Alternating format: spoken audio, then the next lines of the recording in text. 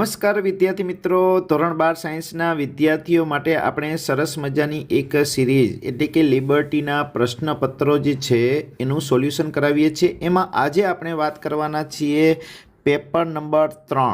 Paper 3 છે લિબર્ટીનું। એ પેપરના દરેક પ્રશ્નોનું સોલ્યુશન સાથે સાથે કહેતા જશું વિદ્યાર્થી મિત્રો।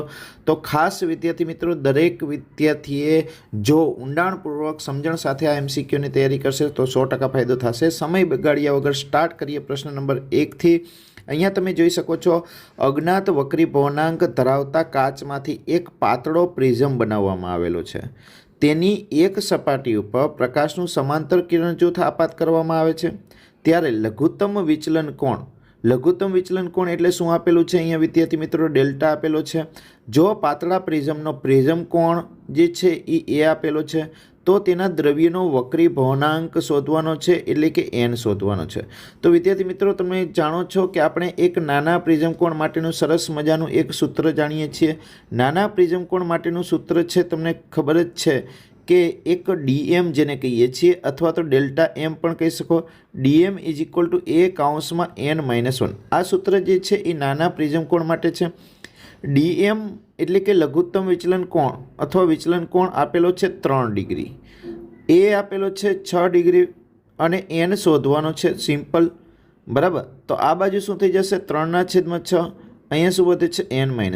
3/6 એટલે 1/2 કહેવાય। -1 આ બાજુ આવે છે, +1 થઈ જાય છે, બરાબર n।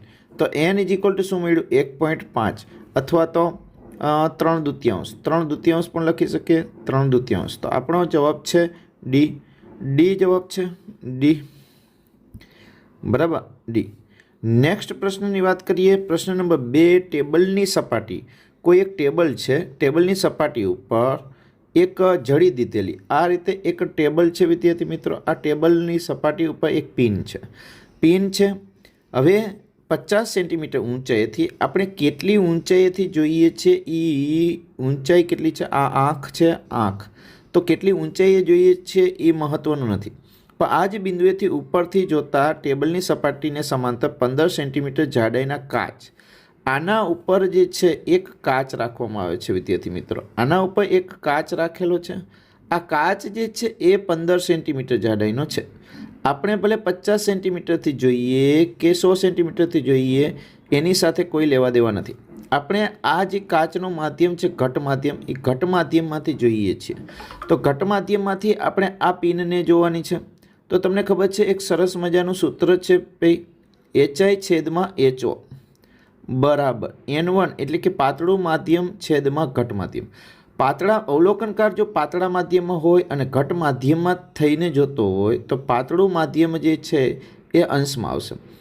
આ જે છે એ પાતળું માધ્યમ છે, અંશમાં પાતળું માધ્યમ છે, છેદમાં ઘટ માધ્યમ છે, એ યાદ રાખવાનું છે।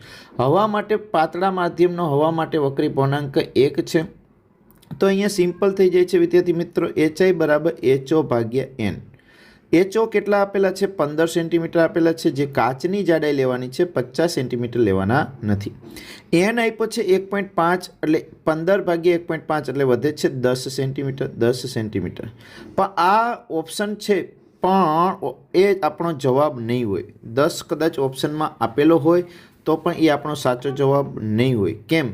તો કે અહીંયા પૂછેલું છે કે કેટલું ઊંચે આવેલી દેખાશે, પિન કેટલે ઊંચે આવેલી દેખાશે, એટલે કે ડેલ્ટા H શોધવાનું છે। શરૂઆતનું ઊંચાઈ જે છે HO, એમાંથી HI બાદ કરવાની છે। શરૂઆતમાં કાચની જાડાઈ 15 હતી, આભાસી ઊંડાઈ જે છે એ 10 મળે છે। તો આપણો જવાબ થશે 5 સેન્ટીમીટર। 5 સેન્ટીમીટર પ્રતિબિંબ જે છે એ ઊંચું આવેલું દેખાશે। નેક્સ્ટ પ્રશ્ન જોઈએ, પ્રશ્ન નંબર 3। યંગના 2 સ્લિટના પ્રયોગમાં જો 2 સ્લિટ વચ્ચેનું અંતર વધારવામાં આવે, 2 સ્લિટ વચ્ચેનું અંતર એટલે આપણે પહેલાં તો સૂત્ર મૂકી દેવાનું, beta is equal two λD/D। આ સૂત્રનો ઘણી બધી જગ્યાએ ઉપયોગ થશે વિદ્યાર્થી મિત્રો। તો beta is equal two λD/D, એમાં બે સ્લિટ વચ્ચેનું અંતર જે છે એ સ્મોલ ડી છે। એ ડી જે છે એ વધારવામાં આવે તો શું કીધું છે? ડી વધારવામાં આવે તો સલાખાઓ વચ્ચેનું અંતર ઘટે છે, પણ કોણીય અંતર વધે છે નહીં। આ ખોટું છે, કોણીય અંતર વધે છે। સલાખાઓ વચ્ચેનું અંતર અને કોણીય અંતર બંને ઘટે છે। હા, સલાહકાઓ વચ્ચેનું અંતર ઘટે છે. સ્મોલ ડી વધે તો બીટા ઘટે, એટલે સલાહકાઓ વચ્ચેનું અંતર ઘટે છે અને કોણીય અંતર પણ ઘટવાનું છે. સલાહકાઓ વચ્ચેનું અંતર અને કોણીય અંતર બંને વધે છે. બી ઓપ્શન આવશે. શું આવશે? B option. પ્રશ્ન નંબર 4. પ્રશ્ન નંબર 4 છે પોલેરાઇઝરનો ઉપયોગ ખાલી જગ્યા થાય. પોલેરાઇઝર જો વિદ્યાર્થી મિત્રો, અહીંયા આપણે એક જ કાચની પ્લેટ હોય, એક જ કાચની પ્લેટ. એક વખત અહીંથી અધ્રુવીભૂત પ્રકાશ દાખલ થાય છે. અધ્રુવીભૂત પ્રકાશ એટલે કે સમાંતર અને લંબ બંને ઘટક દાખલ થતા હોય અને એ આ દગ અક્ષને સમાંતર ઘટકો જ બહાર આવવા દેતા હોય, તો અહીંથી દાખલ થયેલો પ્રકાશ છે અધ્રુવીભૂત છે. અધ્રુવીભૂત. બહાર આવતો પ્રકાશ છે એ ધ્રુવીભૂત છે, ધ્રુવીભૂત પ્રકાશ છે. તો આને પોલેરાઇઝર કહેવાય, આને પોલેરાઇઝર કહેવાય, પોલેરાઇઝર. હવે આ ધ્રુવીભૂત પ્રકાશનું એનાલિસિસ કરવા માટે આગળના ભાગમાં એક બીજો પોલેરોઇડ રાખવામાં આવે, ત્યારે આનું નામ પડી જાય છે એનેલાઇઝર. એનેલાઇઝર. અને એનેલાઇઝર જે છે એના માટે જ માલસનો નિયમ કામ કરે છે. માલસનો નિયમ જે છે એ એનેલાઇઝર માટે કામ કરે છે વિદ્યાર્થી મિત્રો. માલસનો નિયમ છે એ એનેલાઇઝર માટે કામ કરે છે. પોલેરાઇઝર માટે અધ્રુવીભૂત પ્રકાશની તીવ્રતા જે છે એ અધ્રુવીભૂતમાંથી જ્યારે ધ્રુવીભૂત થાય ત્યારે આની તીવ્રતા I0 હોય તો અહીંયા તીવ્રતા I0/2 જ થઈ જાય કાયમ માટે. જ્યારે આમાંથી બહાર આવતી તીવ્રતા જે છે એ અહીંના ઘટકે આની સાથે જે દગક સાથે બનાવેલો ખૂણો છે એના ઉપર આધાર રાખે છે, જેને માલસનો નિયમ કહીએ છીએ. તો અહીંયા આપણે પોલેરાઇઝરનો ઉપયોગ છે એ ધ્રુવીભૂત પ્રકાશ મેળવવા માટે થાય છે. 5મો પ્રશ્ન. ઇલેક્ટ્રોનનું કિરણ જૂથ દરેક ઇલેક્ટ્રોનની ઉર્જા E0 શૂન્યાવકાશિત કરેલ ચેમ્બરમાં મૂકેલી ધાતુની સપાટી પર આપાત થાય છે. ઇલેક્ટ્રોનનું ઉત્સર્જન થશે નહીં, કેમ કે માત્ર ફોટોન જ ઇલેક્ટ્રોનનું ઉત્સર્જન કરે નહીં. આ ખોટું છે. ઇલેક્ટ્રોનનું ઉત્સર્જન થશે પરંતુ બધાની ઉર્જા E0 હશે. મહત્તમ ઉર્જા E0 - 5 તેવી કોઈપણ ઉર્જા સાથે ઇલેક્ટ્રોનનું ઉત્સર્જન થશે. E0 - 5, 5 એ કાર્ય વિધેય છે. હા, આના કરતાં C બંધબેસતું વધારે છે, કેમ કે ઇલેક્ટ્રોનને બહાર લાવવા માટે કાર્ય વિધેય વર્ક ફંક્શન જેટલી ઉર્જા તો વપરાવાની જ છે, બરાબર છે. મહત્તમ ઉર્જા E0 હોય તેવી કોઈ પણ ઉર્જા સાથે ઇલેક્ટ્રોનનું ઉત્સર્જન થશે નહીં, થોડીક તો વર્ક ફંક્શન જેટલી વપરાવાની જ છે ઉર્જા, બરાબર છે. એટલે બધાની ઉર્જા કીધું છે એના કરતાં C ઓપ્શન જે છે એ વધારે બંધ બેસતો છે. તો અહીંયા NCERTના અમુક NCERT એક્ઝામ્પલરના MCQ છે. એ NCERT એક્ઝામ્પલરના MCQમાં અમુક પ્રશ્નો જે છે એના જવાબો 2-3 સાચા જવાબો છે. અમુક પ્રશ્નોના 2 થી 3 જવાબો સાચા છે. 3 જવાબો સાચા છે જે પ્રશ્નપત્રોમાં મૂકેલા હોય તો એમાં એક જ જવાબ આપેલો છે. જ્યારે NCERTના એક્ઝામ્પલરની ઓરિજિનલ જે બુક છે એની અંદર એવા MCQના 2 થી 3 જવાબો પણ આપેલા છે. એ વિદ્યાર્થીઓએ NCERTની એક્ઝામ્પલરની ઓરિજિનલ બુક સાથે વેરીફાઈ કરી લેવા નમ્ર વિનંતી. સાથે સાથે પ્રશ્ન નંબર 6ની હવે ચર્ચા કરીએ. તો આપેલ ધાતુ માટે થ્રેશોલ્ડ તરંગલંબાઈ આપી છે વિદ્યાર્થી મિત્રો. λ0 છે એ થ્રેશોલ્ડ તરંગલંબાઈ છે. કાર્ય વિધેય φ0 શોધવાનું છે. એકદમ સિમ્પલ આપણું સૂત્ર છે, φ0 = Sc/λ0. હવે એક આપણે સિમ્પલ ટ્રીક વાપરીએ છીએ, અહીં તમે બધા જાણો જ છો કે જ્યારે આ λ0 એંગસ્ટ્રોનમાં આપેલા હોય અને આપણે SC ઉપરથી આપણે જ્યારે ઇલેક્ટ્રોન વોલ્ટમાં જવાબ જોતો હોય ત્યારે એંગસ્ટ્રોનમાં હોય તો આપણે અહીંયા 12400 મૂકીએ છીએ. જો નેનોમીટરમાં હોય તો તમારે 1240 મૂકવાના છે. અહીં એંગસ્ટ્રોનમાં છે તો 12400 ભાગ્યા શું છે 4000. તો 2 મીંડા કેન્સલ, અહીંયા 2 કેન્સલ કરી નાખીએ, 1 જવા દઈએ તો 12.4 ભાગ્યા 4, 12.4 ભાગ્યા 4 એટલે 4 તેરી 12 એટલે 3.1 સમથિંગ મળી જાય છે. 3.1 ઇલેક્ટ્રોન વોલ્ટ જવાબ આવે છે. નેક્સ્ટ પ્રશ્ન નંબર 7 જોઈએ. તો કોઈ એક ઉત્તેજિત અવસ્થામાં આવેલા પરમાણુઓનો સમૂહ ક્ષય પામે છે. ઉત્તેજિત અવસ્થામાં આવેલા પરમાણુનો સમૂહ એક જે છે એ ક્ષય પામે છે. સામાન્ય રીતે નીચી ઉર્જાવાળી કોઈ પણ અવસ્થામાં જશે. ફક્ત બાહ્ય વિદ્યુત ક્ષેત્રથી ઉત્તેજિત કરાયું હોય તો જ નીચી અવસ્થામાં જશે. બધા જ એકસાથે નીચી અવસ્થામાં જશે. ફક્ત જ્યારે સંઘાત પામે ત્યારે જ ફોટોન ઉત્સર્જિત કરે છે.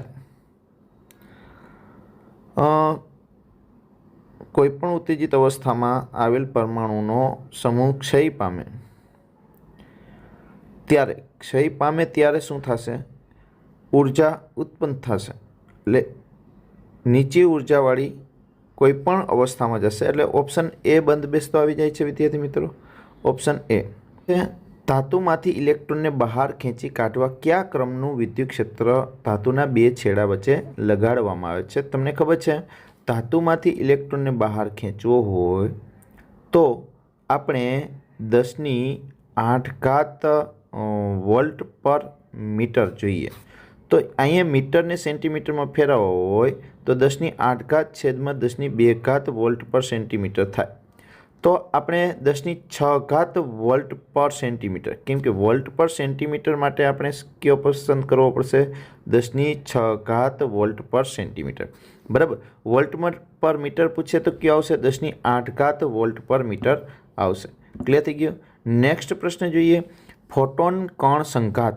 ફોટોન અને કણના સંઘાત દરમિયાન શેનું સંરક્ષણ થાય છે? તમે જાણો જ છો, કુલ ઉર્જા અને કુલ વેગમાન બંનેનું સંરક્ષણ થાય છે. કુલ ઉર્જા અને કુલ વેગમાન બંનેનું સંરક્ષણ થાય છે. ઓપ્શન નંબર એ બંધ બેસતો આવી જાય છે ભાઈ. બરાબર. ઓપ્શન નંબર બી બંધ બેસતો આવી જાય છે. કુલ ઉર્જા અને કુલ વેગમાનનું સંરક્ષણ થાય છે. નેક્સ્ટ પ્રશ્ન જોઈએ. પ્રશ્ન નંબર 10. ફોટોઇલેક્ટ્રિક અસરના એક પ્રયોગમાં ફોટોઇલેક્ટ્રિક કટ ઓફ વોલ્ટેજ આપ્યા છે વિદ્યાર્થી મિત્રો. કટ ઓફ વોલ્ટેજ કેટલા આપ્યા છે? કટ ઓફ વોલ્ટેજ આપ્યા છે એટલે કે એને કહેશું V0. ઉત્સર્જાયેલા ફોટો ઇલેક્ટ્રોનની મહત્તમ ગતિ ઉર્જા કે મેક્સ શોધવાના છે. Very simple. K max is equal to EV0. અહીંયા E એટલે 1.6 ગુણ્યા 10⁻⁹ જો જૂલમાં જોતો હોય તો, કેમ કે ઓપ્શન બધા જૂલમાં છે, અને V તો 1.5 છે. તો 16 15 એટલે અહીંયા આવશે 240 ભાગ્યા એટલે 2.4 ગુણ્યા 10⁻⁹ જૂલ મળશે. 2.4 ગુણ્યા 10⁻⁹ જૂલ. નેક્સ્ટ પ્રશ્ન નંબર 11 જોઈએ. હાઇડ્રોજન પરમાણુની ધરા અવસ્થા એટલે પ્રથમ કક્ષામાં ઉર્જા આપેલી છે. તો ઇલેક્ટ્રોનની ગતિ ઉર્જા અને સ્થિતિ ઉર્જા. સિમ્પલ વિદ્યાર્થી મિત્રો, ખાસ આવા MCQ તૈયાર કરજો. અહીંયા ધરા અવસ્થામાં કુલ ઉર્જા આપી છે -13.6 ઇલેક્ટ્રોન. તમે જાણો છો, કુલ ઉર્જા અને સ્થિતિ ઉર્જા ઋણ હોય છે, ગતિ ઉર્જા હંમેશા ધન જ હોય છે, અને કુલ ઉર્જા જેટલી જ હોય છે. તો આ -13.6 છે, તો ગતિ ઉર્જા થશે +13.6, અને સ્થિતિ ઉર્જા ઋણ જ હોય છે અને બમણી હોય છે. તો 13.6ના બમણા કરીએ તો 27.2 ઇલેક્ટ્રોન વોલ્ટ થાય છે. આ બધામાં ઇલેક્ટ્રોન વોલ્ટ એકમ કોમન છે. બરાબર. તો આપણે કે અને યુ શોધવાના છે. તો આવો બંધ બેસતો જવાબ જે છે એ સી છે. નેક્સ્ટ પ્રશ્ન જોઈએ. હાઇડ્રોજન પરમાણુમાં ઇલેક્ટ્રોન પાંચમી કક્ષામાંથી ત્રીજી કક્ષામાં સંક્રાંતિ કરે તો કોણીય વેગમાનનો ફેરફાર શોધવાનો છે. એટલે કે પાંચમી કક્ષા એટલે L5 -L3. તો કોણીય વેગમાનનો ફેરફાર L5માં કેટલા હતા? 5h/2π હતા. L3માં કેટલા છે? 3h/2π છે. સિમ્પલ. તો શું વધશે ભાઈ? 5માંથી 3 જાય 2, 2h/2π. તો 2 ગયા તો શું વધે છે? h/π. બી ઓપ્શન આવશે. જ્યારે ઇમ્પેક્ટ પેરામીટર ખાલી જગ્યા હોય ત્યારે ખાલી જગ્યા સંઘાત થાય. તમે જાણો છો, ઇમ્પેક્ટ પેરામીટર 0 હોય ત્યારે એને હેડોન અથડામણ કહેવાય. ઇમ્પેક્ટ પેરામીટર જ્યારે 0 હોય ત્યારે એને ઇમ્પેક્ટ પેરામીટર 0 ત્યારે હેડોન અથડામણ હોય, અને હેડોન ક્યાં છે? 0 અને હેડોન પહેલો જ ઓપ્શન મળી જાય છે. હેડોન. અને આનો એક પોઈન્ટ યાદ રાખવાનો છે. જે ઇમ્પેક્ટ પેરામીટર 0 હોય, હેડોન અથડામણ હોય ત્યારે પ્રકીર્ણન કોણ 180 હોય છે. એટલે કે એના એ દિશામાં પાછો ફરતો હોય છે આલ્ફા કોણ, અથવા પાઈ રેડિયન પણ કહેવાય છે. આ પણ યાદ રાખવાનું છે. નેક્સ્ટ પ્રશ્ન નંબર 14. એલ્યુમિનિયમ 27 છે, ઝીંક 64 છે, ન્યુક્લિયસની ત્રિજ્યાનો ગુણોત્તર શોધવાનો છે. સિમ્પલ વિદ્યાર્થી મિત્રો, તમે જાણો છો R1/R2 શોધવાના છે. R1/R2 શોધવાના છે. તો અહીંયા R1 એટલે તમે જાણો છો R0 A1ની 1/3 ઘાત છેદમાં R0 A2ની 1/3 ઘાત. તો R0 તો કેન્સલ.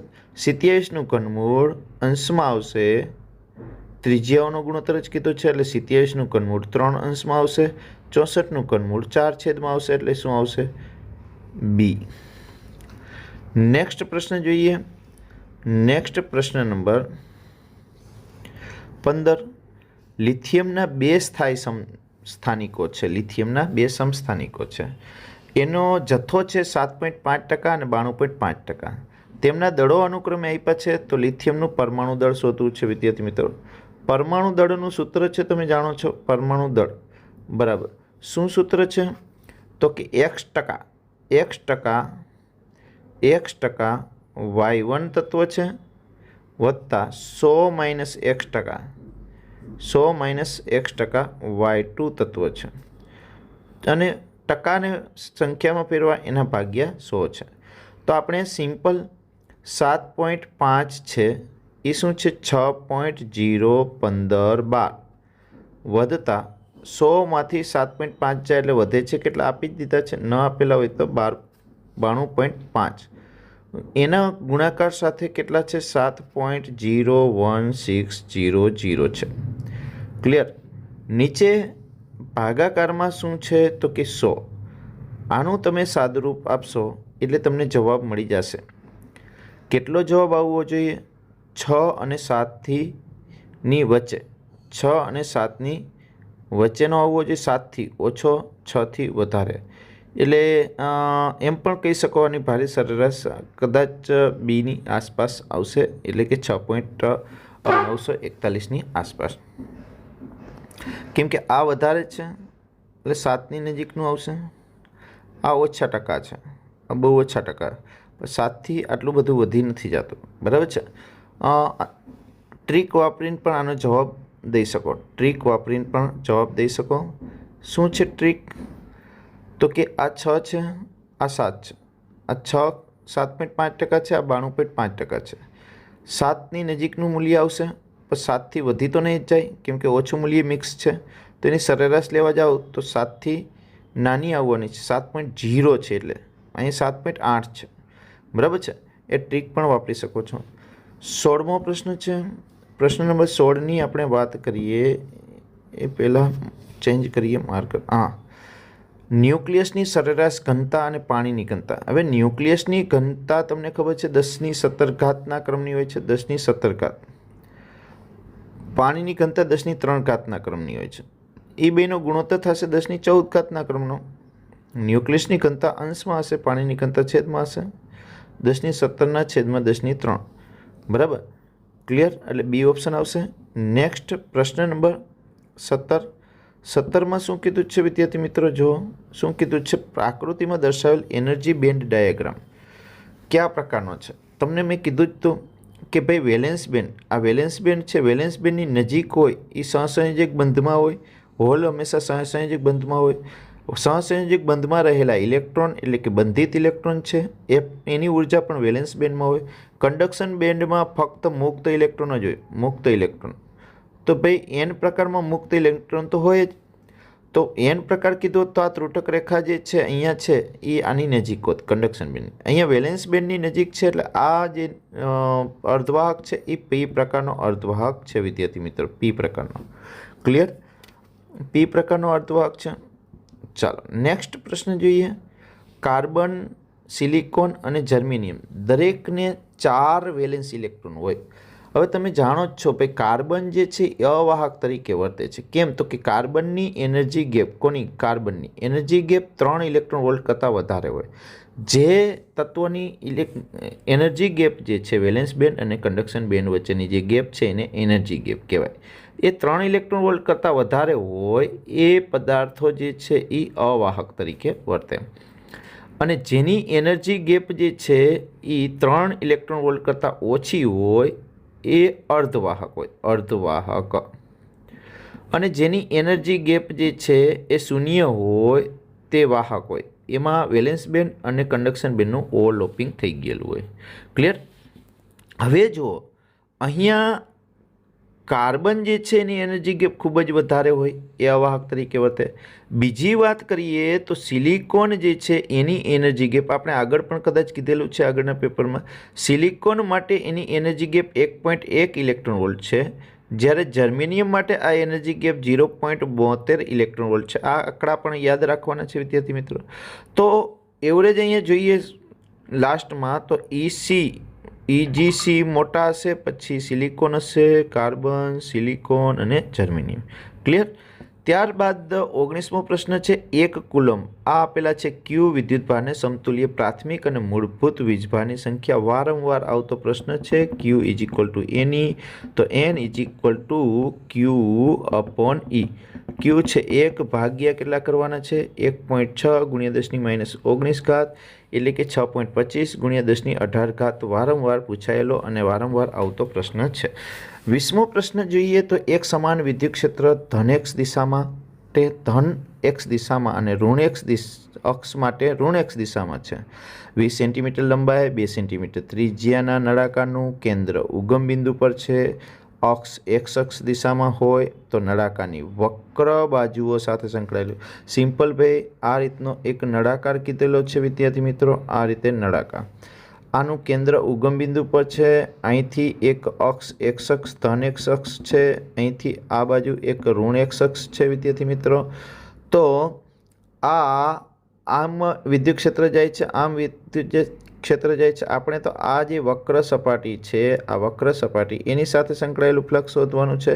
તો એમાંથી કોઈ પણ ક્ષેત્ર રેખાઓ બહાર આવતી નથી, બહાર આવતી નથી. આ વક્ર સપાટી સાથે એ વિદ્યુત ક્ષેત્ર અને ક્ષેત્રફળનો સદિશ પરસ્પર લંબ થઈ જાય છે.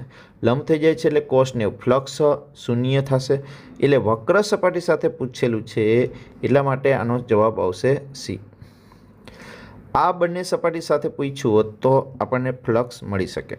21મો પ્રશ્ન એક બિંદુવત ડાયપોલમાં બે વીજભાર વચ્ચેનું અંતર આપી દીધું છે વિદ્યાર્થી મિત્રો, અને ક્યુ આપી દીધો છે. તો ડાયપોલ મોમેન્ટ શોધવાની છે. સિમ્પલ સૂત્ર P બરાબર 2AQ કે નહીં વિદ્યાર્થી મિત્રો? 2A એટલે શું? બે વચ્ચેનું ટોટલ અંતર આપી દીધું છે. ખાસ યાદ રાખજો, અહીં 2 લેતા નહીં, બીજા વધારાના 2 ગુણ્યા 10⁻³ ઘાત મિલીમીટરના છે વિદ્યાર્થી મિત્રો.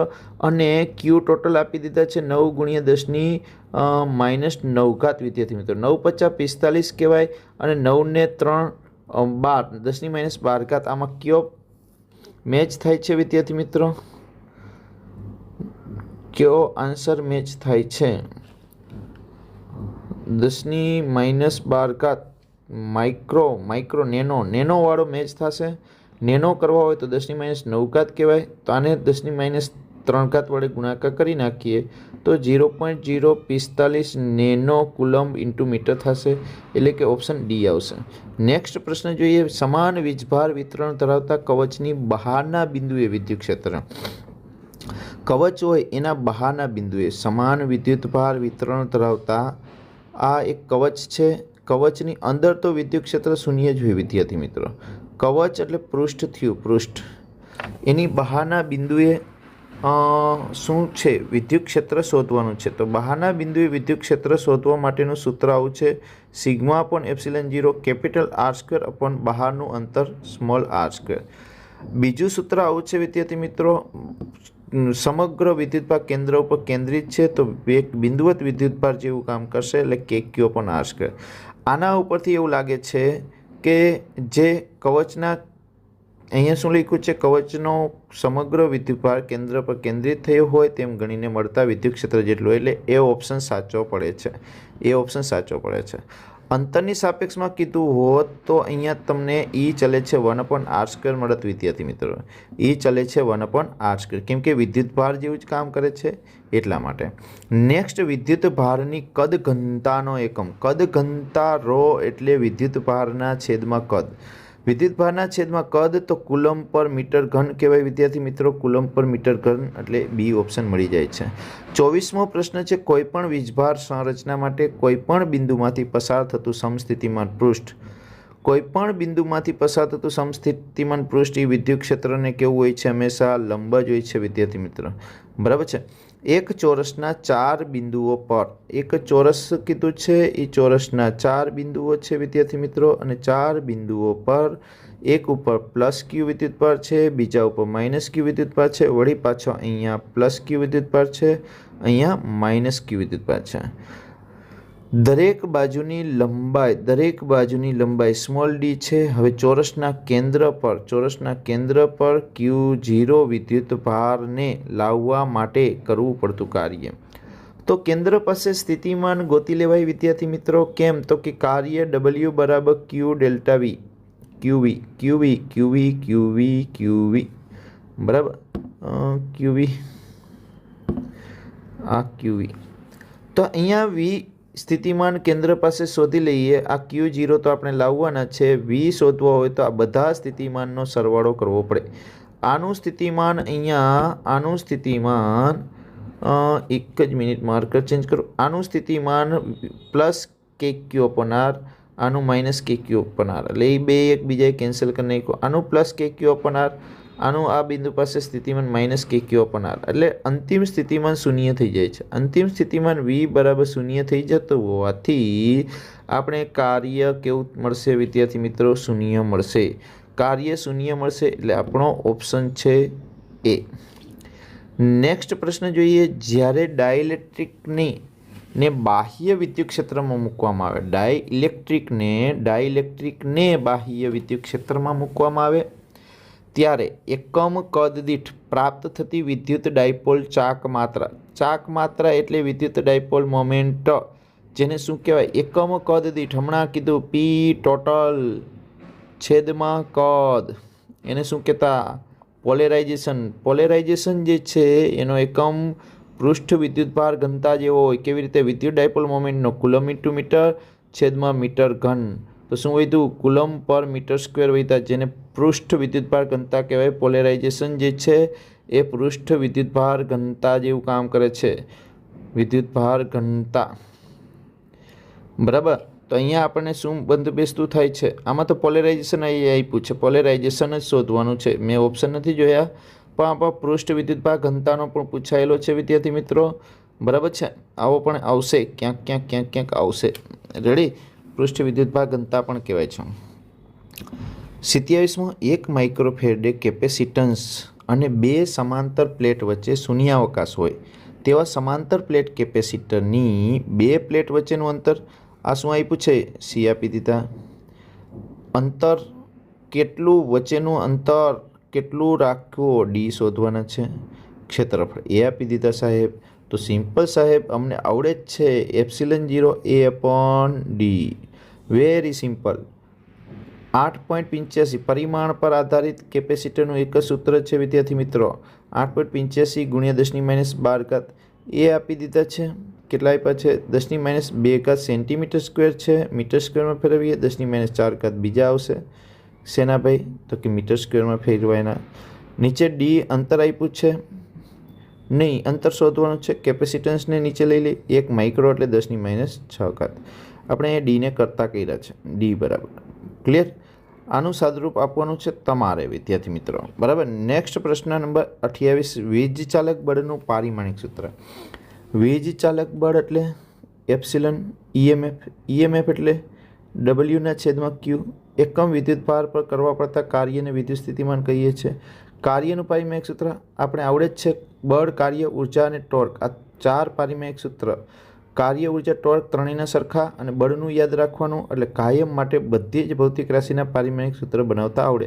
એક વિદ્યુતભારનું પણ આપણે ખબર છે A1 T1, M1 L2 T-2 છેદમાં A1 T1. આનું સાદુરૂપ આપીએ એટલે આપણનું પારિમાણિક સૂત્ર મળી જશે. M1 L2 T-3 થાય છે સાહેબ, અને A-1 થાય છે.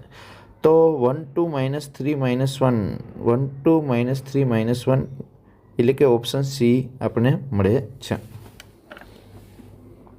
નેક્સ્ટ પ્રશ્ન જોઈએ. 29 2 માઇક્રોફેરેડે અને 4 5 3 અવરોધોને શેમાં જોડ્યા? સમાંતરમાં જોડવામાં આવે. સમાંતરમાં જોયેલું છે. તો સમાંતર માટે વિદ્યાર્થી મિત્રો તમને ખબર છે સૂત્ર 1/r equivalent is equal two 1/r1 plus 1/r2 plus 1/r3 આવું સૂત્ર થાય છે વિદ્યાર્થી મિત્રો. તો 1/r1 એટલે કે 1/2 પ્લસ 1/4 પ્લસ 1/5. તો અહીંયા શું થશે? આનો લસા લઈ લેવાનો છે ભાઈ. 5 ચોક 20 20 લસા લઈ લઈ 20 લસા લઈ લીધો. અહીંયા શું વધે છે? 10 વધે છે. અહીંયા શું વધે છે? 5 વધે છે. અહીંયા શું વધે છે? 4 વધે છે. તો 19/20 ઓપ્શન ગોતવાનો છે. 20/20 આવશે કેમ કે આર ઇક્વિવેલન્ટ આપણે ઉપર લઈ જશું તો 20/19 થઈ જશે. અહીંયા 20/19 ઓપ્શન મળશે 20/19. એક પાતળા તારમાંથી વિદ્યુત પ્રવાહ જાડા તારમાં જાય છે. ભાઈ વિદ્યુત પ્રવાહ અચળ રહીએ. પાતળા તારમાંથી જાડા તારમાં વિદ્યુત પ્રવાહ અચળ રહીએ. હા, ઘનતામાં ફેરફાર થાય. વિદ્યુત પ્રવાહ અચળ રહીએ. જો વિદ્યુત પ્રવાહ ઘનતાને જે કહીએ છીએ, I/A કહેવાય છે. I/A. જો ક્ષેત્રફળ વધારે તો વિદ્યુત પ્રવાહ ઘનતા ઓછી. તો જાડા તારમાં જાય છે તો વિદ્યુત પ્રવાહ ઘનતા ઘટી જાય. જાડો તાર, ક્ષેત્રફળ વધારે, વિદ્યુત પ્રવાહ ઘનતા ઘટી જાય છે. ઓપ્શન આવશે સી. ક્ષેત્રફળના વ્યસ્ત પ્રમાણમાં બંધ પૃષ્ઠમાં દાખલ થતું અને બહાર આવતું ફ્લક્સ આપી દીધું છે. દાખલ થતું છે એ ઋણ વિદ્યુતભારનું હોય કેમ કે ઋણ વિદ્યુતભારમાં વિદ્યુત ક્ષેત્ર અંદર તરફ હોય. બહાર જતું છે એ ધન વિદ્યુતભારનું હોય કેમ કે ધન વિદ્યુતભારમાં વિદ્યુત ક્ષેત્ર બહાર તરફ હોય. તો બહાર જતામાંથી દાખલ થતું બાદ કરવાનું. બહાર જતું શું છે? 4 × 10⁻³ માઇનસ 8 × 10⁻³. તો જવાબ આવશે -4 × 10⁻³. -4 × 10⁻³. સમજાણું? માઇનસમાં આવશે જવાબ. ખાસ યાદ રાખવાનું છે. બહાર જતું હોય તો એ ધન વિદ્યુત ભારનું વિદ્યુત ક્ષેત્ર હોવાથી ફ્લક્સ ધન હોય. અંદર દાખલ થતું હોય વિદ્યુત ક્ષેત્ર તો એનું ફ્લક્સ ઋણ હોય. નેક્સ્ટ પ્રશ્ન નંબર 32. પ્રશ્ન નંબર 32માં વિદ્યુત ક્ષેત્ર અને ચુંબકીય ક્ષેત્રની હાજરીમાં કોઈ એક બિંદુવત ધન વીજભાર Q અને V વેગથી ચુંબકીય ક્ષેત્રને પ્રતિ સમાંતર કીધું છે, ગતિ કરે છે. તો આ બંનેના કારણે t સમયે r સ્થાને રહેલા વીજભાર પર લાગતું બળ. બંનેને પ્રતિ સમાંતર એટલે ચુંબકીય ક્ષેત્રના કારણે કોઈ બળ લાગશે નહીં વિદ્યાર્થી મિત્રો. વિદ્યુતભાર ધન છે. ધન વિદ્યુતભાર પર વિદ્યુત ક્ષેત્રની દિશામાં બળ લાગશે.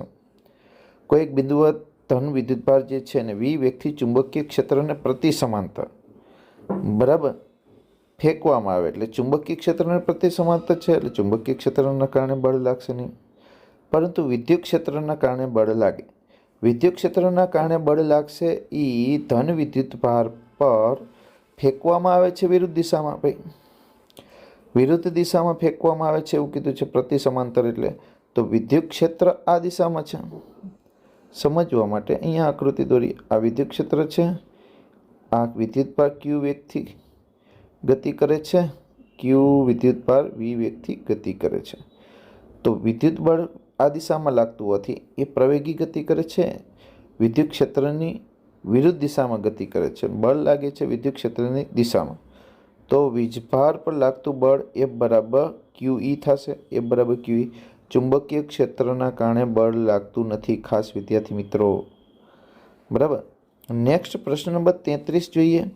એક ગેલ્વેનોમીટરના ગૂંચળાનો 45 ઓહમ છે. ગૂંચળાનો અવરોધ એટલે કે ગેલ્વેનોમીટરનો G તે 2 મિલી એમ્પિયર વીજ પ્રવાહ માટે પૂર્ણ સ્કેલ આવર્તન બતાવે છે એટલે IG છે. જો ગેલ્વેનોમીટરનું V રેન્જવાળા વોલ્ટમીટરમાં રૂપાંતર કરવું હોય તો શ્રેણી અવરોધ એટલે RS શોધવાનું છે. સિમ્પલ. શ્રેણી અવરોધનું સૂત્ર આપણે જાણો છો. RS બરાબર V/IG - G. તો RS બરાબર V કેટલા આપ્યા છે? 3/IG 2 મિલી. મિલી નહીં રાખવાના, અહીંયા એમ્પિયરમાં ફેરવવાના. 10⁻³ -G 45 છે. આ 10⁻³ ઉપર જશે તો કેટલી થઈ જશે? 3000. 3000 ભાગ્યા 2 એટલે શું થઈ જશે? 1500. 1500 - 45 એટલે કેટલા થઈ જશે? 1455. બરાબર. તો ઓપ્શન મળી જાય છે એ.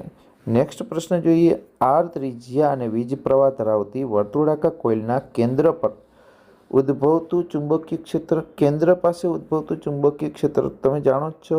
કેન્દ્ર પાસેનું આ મોસ્ટ એમપી સૂત્ર છે, યાદ રાખવાનું છે, μ0I/2r. કેન્દ્ર પાસે ઉદ્ભવતું ચુંબકીય ક્ષેત્રનું સૂત્ર છે. આરના વ્યસ્ત પ્રમાણમાં છે. આ ચુંબકીય ક્ષેત્ર આરના વ્યસ્ત પ્રમાણમાં છે અને વિદ્યુત પ્રવાહના સમપ્રમાણમાં છે. જે આપેલો હોય એ આપણા માટે સાચો જવાબ છે. તો ઓપ્શન સી છે. જો આરના વ્યસ્ત પ્રમાણમાં આપ્યો હોત તો એ પણ સાચો થાત. મેગ્નેટાઇઝેશનનો એકમ. મેગ્નેટાઇઝેશનની સ્મોલ એનઆઈ કહેવાય છે. સ્મોલ એનઆઈને કહેવાય કેપિટલ NI/L, એટલે કે એમ્પિયર પર મીટર પણ થાય છે. મેગ્નેટાઇઝેશનનો એકમ એમ્પિયર પર મીટર થાય છે. એમ્પિયર પર મીટર. કદાચ એ સૂત્ર યાદ નથી આવતું તો કુલ ચુંબકીય ચાક માત્રા છેદમાં કદ. તો ચુંબકીય ચાક માત્રા નિયા એટલે એમ્પિયર મીટર સ્ક્વેર એકમ કહેવાય છેદમાં મીટર ઘન. તો પણ આપણને મળી જાય છે એમ્પિયરના છેદમાં મીટર. એમ્પિયર પર મીટર મળી જાય છે. ક્લિયર. નેક્સ્ટ પ્રશ્ન 36. એક વિદ્યુત ભારિત વાહક ગોળાની સપાટી પરનું સ્થિતિમાન આપી દીધું છે 100 વોલ્ટ. એના સંદર્ભમાં બે વિધાનો છે. સપાટી પરનું સ્થિતિમાન 100 વોલ્ટ છે. ગોળાની અંદરના કોઈપણ બિંદુ પાસે વિદ્યુત ક્ષેત્રની તીવ્રતા શૂન્ય હોય. આ સાચું છે. ગોળાની અંદરના કોઈપણ બિંદુ પાસે વિદ્યુત સ્થિતિમાન 100 વોલ્ટ છે. આ પણ સાચું છે. તો S1 અને S2 બંને સાચા તો છે જ, એ ફાઇનલ થઈ ગયું. S1 સત્ય છે પરંતુ S2 અસત્ય છે, ખોટું. S1 અને S2 બંને અસત્ય છે, ખોટું. S1 સત્ય છે, S2 પણ સત્ય છે, તથા વિધાન S1 એ વિધાન S2નું કારણ નથી, એ સાચું છે. S1 સત્ય છે, S2 પણ સત્ય છે, પરંતુ બંને વિધાનો સ્વતંત્ર છે, કારણ નથી. S1 અને S2 કારણ નથી, એ પણ સાચું છે. અને બંને એકબીજાથી સ્વતંત્ર છે ભાઈ, બંને વિધાન એકબીજાથી સ્વતંત્ર છે, એ પણ સાચું છે. બરાબર. એટલે મને આમાં બે ઓપ્શન સાચા લાગે છે. બરાબર છે. નેક્સ્ટ પ્રશ્ન જોઈએ. બાયો સાવરનો નિયમ સૂચવે છે કે ગતિશીલ ઇલેક્ટ્રોન ચુંબકીય ક્ષેત્ર B ઉત્પન્ન કરે. ગતિશીલ ઇલેક્ટ્રોન શું ઉત્પન્ન કરે છે? ચુંબકીય ક્ષેત્ર B ઉત્પન્ન કરે છે. તો એ ચુંબકીય ક્ષેત્ર કેવું હોય? લંબ જ હોય, લંબ દિશામાં જ હોય છે. બરાબર. વેગને લંબ દિશામાં. લેન્ઝનો નિયમ કયા નિયમની જ વિશિષ્ટ રજૂઆત છે? લેન્ઝનો નિયમ ઉર્જા સંરક્ષણના નિયમની જ વિશિષ્ટ રજૂઆત છે. કમલા એક સ્થિર સાયકલ વડે પેડલ મારે છે. આ ઘણી વખત આવી ગયો છે. આ સાયકલના પેડલ્સની સંખ્યા બદલાવી છે, અહીંયા 200 કરી છે. ક્ષેત્રફળ 0.10 મીટર સ્ક્વેર ક્ષેત્રફળ ધરાવતા ગૂંચળા સાથે જોડેલ છે. ચુંબકીય ક્ષેત્ર આપી દીધું છે, ક્ષેત્રફળ આપેલું છે, N આપેલા છે, N. બરાબર. અડધા આંટા પ્રતિ સેકન્ડ એટલે F આપેલો છે. F કેટલો છે? 1/2. નવાબવાળું આપણું સૂત્ર છે. એસી જનરેટરની આઉટપુટ આવૃત્તિ જે છે એમાં એપ્સિલન M = NAB ઓમેગા સૂત્ર આવે છે. એનો આપણે ઉપયોગ કરવાનો છે. આપણી પાસે N છે, A છે, B છે અને ઓમેગા મળશે આપણે શેના ઉપરથી? 2πf. કેમ કે F આપણી પાસે 1/2 પર સેકન્ડ, જેને આપણે આવૃત્તિ કહીએ છીએ. બરાબર. નેક્સ્ટ પ્રશ્ન છે. એક પરિપથમાં 0.1 સેકન્ડમાં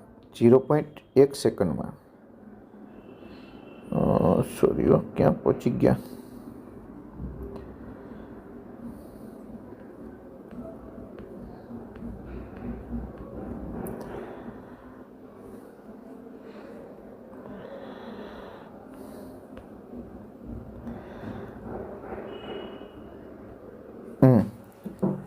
એક પરિપથમાં 0.1 સેકન્ડમાં વીજ પ્રવાહ 5 એમ્પિયરથી 0.0 એમ્પિયર ઘટાડો થાય છે 200 વોલ્ટ. આ પણ ઘણી વખત આવી ગયો છે વિદ્યાર્થી મિત્રો. વારંવાર આવેલાને આપણે ટાઈમ પાસ નથી કરતા. -LdA/dt. આમાં આપણે શોધવાનું છે આત્મપ્રેરક પર L શોધવાનું છે. તો એમાં Lને તમે કરતા કરશો તો એપ્સિલન dt ના છેદમાં શું થઈ જશે? dA. બાકી બધો જ ડેટા આપેલો છે. નેક્સ્ટ પ્રશ્ન 4 એની જવાબ પણ આવે છે. 1 ગ્રામ દ્રવ્યમાનને સમતુલ્ય ઉર્જા 1 ગ્રામ દ્રવ્યમાનને સમતુલ્ય ઉર્જા mc² સૂત્ર છે વિદ્યાર્થી મિત્રો। આ 1 ગ્રામને સમતુલ્ય ઉર્જા વિશે તમને મળશે 9 × 10⁻13। એમ છે 1 ગ્રામ છે એ 1 ગ્રામને તમારે શેમાં ફેરવવા પડશે? કેજીમાં ફેરવવા પડશે, બરાબર।